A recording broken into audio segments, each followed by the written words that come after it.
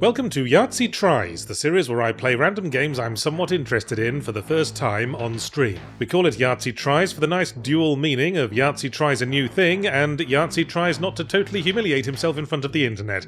And on that note, let's play a game for toddlers. Yeah, big laughs. Yahtzee's playing Bluey the video game, what a hilarious juxtaposition. Well, get this, I genuinely like Bluey, fuck you. One thing you learn quickly as a parent of very young children is that there's a lot of absolute garbage out there intended to keep the little bastards occupied, which you'll get very familiar with when they insist on watching the same one 12 times an hour, but when people excuse it by saying, it's for kids, what do they know, one can always point to Bluey to show that kids' TV doesn't have to be moronic. Bluey is charming and well animated and genuinely funny even for parents, and not in the stealth smuttiness grabbed by the ghoulies way. And the stigma of tie-in games has been softened somewhat after games like South Park The Stick of Truth actually put some bloody effort in. Bluey the video game. Oh boy, we get to pick a character. Which one's into hardcore pornography though? That's the question. Honestly, I think Bluey's great. It's really good. So for all my years of experience, I was still surprised by just how god-awful Bluey the video game was. You know, already the animation's sort of thrown me off, because it looks exactly like the show, but suddenly it's slightly jankier. You know, a turning around animation wouldn't have gone amiss. Oh, yeah, I believe that's outside. No, really. Why isn't the game registering the fact that I am attempting to kill my child? All the charm and spark of the show's dialogue is lost through a combination of bland writing and terrible audio editing that makes the performances feel very unnatural. Head up there and see if we can spot Muffin and Stripe. Because it's a classic case of A to B dialogue.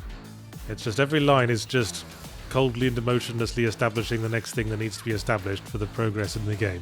Further from higher up. Ooh, okay. Come on, Yes, that sounds like a good idea.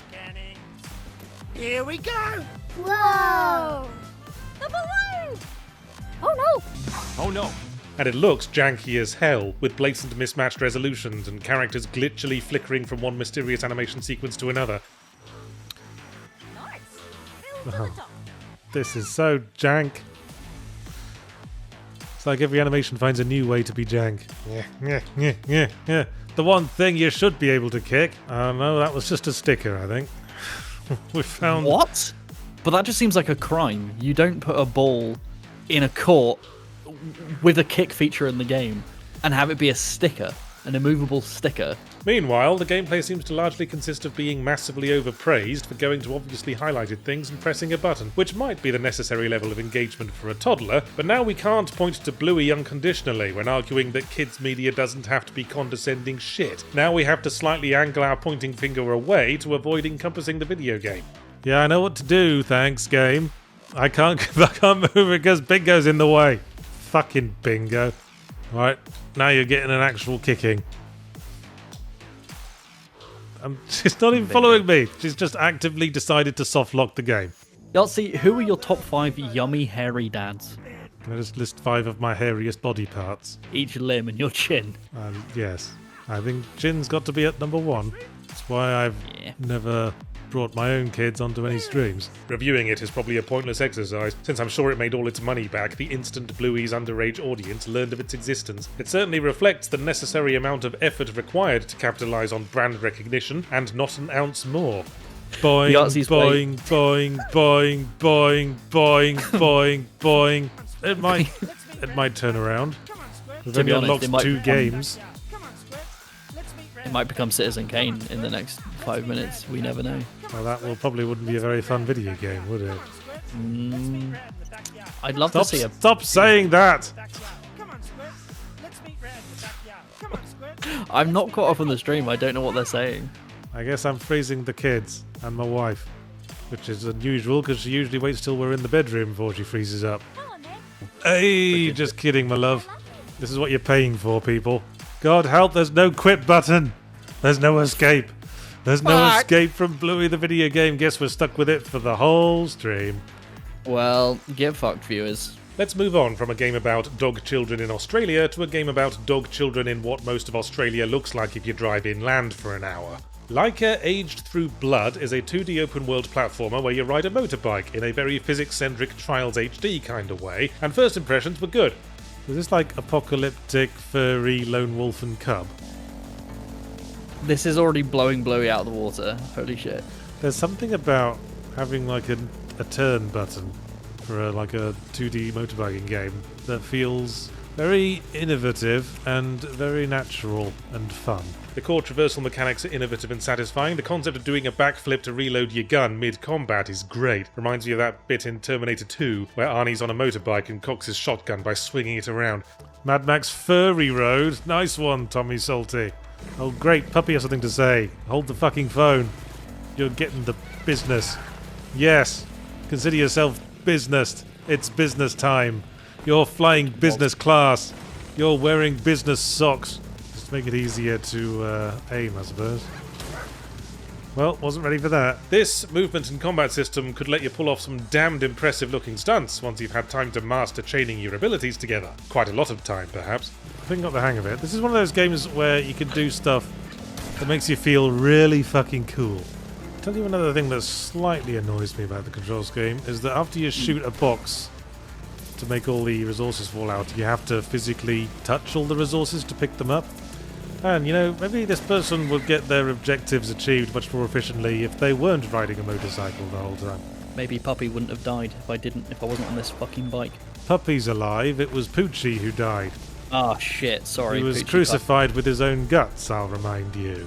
The tutorial level piles the mechanics on a bit too quickly to give you enough time to sufficiently master each one, but that's just what they call a skill issue.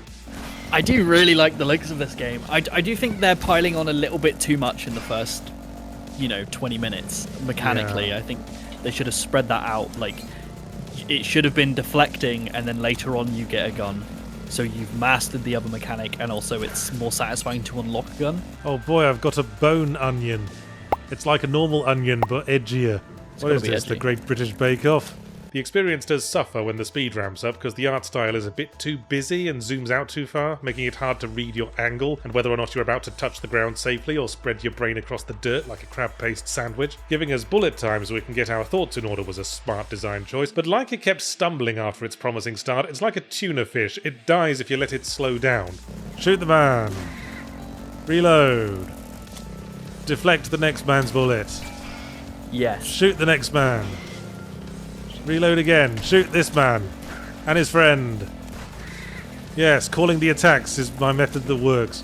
Jesse, if you edit this VOD into a thing, I just did the JoJo's pose. Please overdub the Japanese words for what Yahtzee was saying for his moves. And then cut to me doing that JoJo's pose. Thank you. Cheers, Jesse. You're a legend. Bullet time. Oh my God! You're fired. And with good cause. The sense of flow keeps stopping and starting when I have to go back to pick up resources from boxes I shoot open after being forced to do a tokened, humiliating little roly-poly just to fire my sodding gun. Shoot the birdie! Get a cutscene. Fuck yes. Well, you don't have any shoddy leather. What good are you? And can I go back to riding the cool motorbike? Yeah, get me on the fucking bike, fam. And I want to talk to weird pugs. In the end, Laika piles too much onto its strong core mechanics too soon. Right after the prologue, we're kicked off the bike and forced to navigate a sea of chatty NPCs and crafting tutorials, when all I wanted to do was go practice somersaulting off of giant skeletons some more. Oh, that Yahtzee calls himself a narrative gameplay specialist but won't even pay attention to the plot. I was into the plot, that's the point! When the very first line of dialogue talked about someone being crucified with his own guts, I was fucking hooked. The bird's crucified cousin Poochie with his own guts. Whenever Poochie's not on screen, all the other characters should be asking, "Where's Poochie?" Come on, I want to kill something. I'm gonna kill the shit out of this onion. You! No, you're an NPC. You bastard. It was when the plot started happening in spite of rather than alongside the action that I disengaged. It doesn't help that a game about furry animals doing wacky somersaults has a story so relentlessly grim, humorless, violent and depressing in tone. Gives it a level of unself-awareness I'd rate at about 0.75 Shadow the Hedgehog's. Damn. Worldless? Christ, that's awkward to pronounce. It's a 2D Metroidvania pulling in influence from games like Grease and Ori and the Blind Forest, except the theme is well, not having a theme, I suppose. You're a collection of abstract shapes exploring a world composed of abstract shapes and fighting more abstract shapes. And frankly, I don't have much patience for this sort of thing in indie games. In the words of Garth Marenghi, I know writers who use subtext, and they're all cowards. Okay, it's the universe, 2 stars collided and now the universe is teal and orange. God, I knew it! All those movie posters were right. Well, I have a soft spot for characters with detached body parts and circular hands. I'm waiting to be impressed, game. This game's for you if you're a big fan of ellipses, I suppose. Oh my god. Oh, don't get me started on ellipses. Grease was the previous winner of the least actual depth in a game clearly presenting itself as deep award, and this goes even harder. Yeah, that guy's got his knob out. And now, a constellation I like to call the Turner Seascape. How are we existing outside our clouded nature? I often ask myself that. Yeah, I kind of like that it does it in a slightly organic way. Like, you're free to try, but you'll probably fuck it up. It annoys me when a game throws out some contextless depictions of conflict between 2 glowing blobs of different colour to a rolling bed of the kind of ambient music they play in massage clinics on cruise ships and says, ooh, it's interpretive. Engage with it on whatever level you want. No, context and story is what creates emotional engagement. Thomas Was Alone was really good because of the narration creating context. If you removed the narration, then it would be Worldless, a load of pissing about with abstract shapes. Hey, here's something I owe you, asshole. Oh, bugger, I fell. Oh no, we fell. Yeah? Yeah, we know, game. And now we got to go all the way back across to the other side of the map. Oh no. Who'd be me, eh? I believe in you. Yeah, I don't have a lot of patience for games that are just, ooh, moony-eyed, abstraction, oh, it's about sadness somehow. My one worry about this is every chamber has looked exactly the same, and I feel like if in a Metroidvania, a lot of it is about remembering certain areas, having distinct places you're going to go back to once you get an ability, and I feel like we're not going to remember any of these rooms. A bit of context might also have helped make the combat more intuitive. As it stood, it felt more like taking it in turns to make a whole load of whoosh crikey particles fly off of and into each other to presumably either positive or negative effect. Oh, that was the magic attack, wasn't it? Oh, that was the physical attack, wasn't it? Bollocks! Oh, bugger. There should be more of an indicator that I'm supposed to be mashing buttons. Yeah, we literally can just mash every single button when the question marks are up there, and eventually it works out. The turn-based concept doesn't gel with the acrobatic platforming that connects it, and I'd have asked the game to explain more clearly when it's our turn and what it expects us to do when it's our turn, except every time the game tried to explain something verbally, it was like I'd skipped 3 pages in a book of IKEA assembly instructions. Every time you go,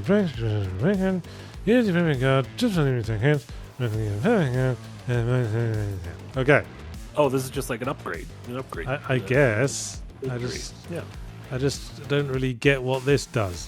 What is it with all this sort of games always having soundtracks that sounds like an early draft of the Windows 95 startup sound? What's the difference between physical or dangerous? What does that mean? What does any of this mean? I'm just not absorbing this at all. In brief, didn't engage. Our last game was Fortune's Run, a first-person immersive sim with retro-style 2.5D graphics. Now, this had the opposite problem to Worldless in that it's got a little bit too much context. It's like there's an enormous gloved hand holding our head. Oh god, it's Alan Wake 2 all over again. Oh no! And that's not a positive first reaction, is it? It opens with a protagonist whose name I will not attempt to spell or pronounce, getting tutorialized at length by an equally mysterious figure as the two banter about some shared history and world building, and then just as we've gotten to grips with all that, we get imprisoned for 12 years and all the established plot goes in the bin to make room for even more world building. What do your nipples look like? Little upturned thumbtacks. Gamma 1? Well, there's your problem. I can see me and this game are not going to be friends. My legs are injured, which is presumably why I can still run and jump around like a little spring lamb. Hey, my legs were injured, dumbass.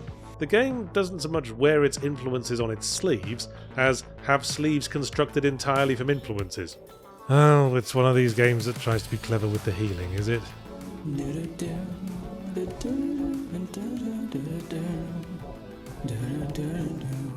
Coney, a lot of tunes. Oh, I just realised the main character is humming Snake Eater to herself. No. No, she actually is.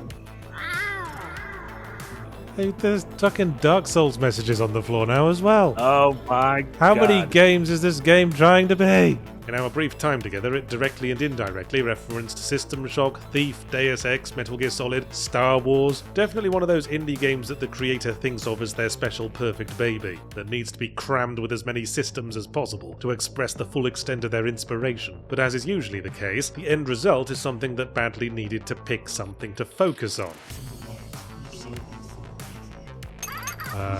Whoops. I found a bug. Nurse. After landing the uppercut, hold right up and oh god, I got a neutral special. They want this character to be added to Smash Brothers. Don't rank me, game. What is this? see. Sonic the Hedgehog? Can I rattle my cup across the bars? Hey, no, we won't go. Hey, no, we won't go. I don't even mind that most of our time with it was tutorial. It actually made me nostalgic for the prolonged world-building tutorials that were a staple of the classic immersive Sims Fortune's Run calls back to. What I mind is that we spent that tutorial mostly dicking about with jumping puzzles and complex melee fighting mechanics, but when we finally penetrated the 15 layers of introductions to get to the actual core gameplay, it ended up being mostly about shooting dudes with guns, with a really off-puttingly complicated interface. Couldn't we have started with, like, you know, shoot them in the head with a gun? Biff, biff, biff, biff, biff, biff, biff.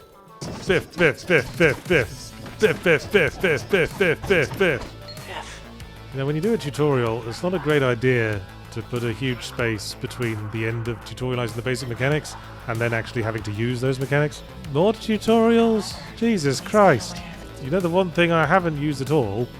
All that acrobatic wall jumping that was the very first thing we were tutorialized on. Yeah. If you're watching, developers, this is what you should have led with. Sneak around the shadows, shoot twats in the head. A sense of personal ownership by the creator is one of the things I love about indie games, and while the developers should be applauded for the effort that went into Fortune's Run, they should also be advised that someone other than themselves might want to play it. Well, I think we'll call that a day. I really had no idea where the fuck I was going or what I was supposed to be doing. And I didn't see that situation changing at any time.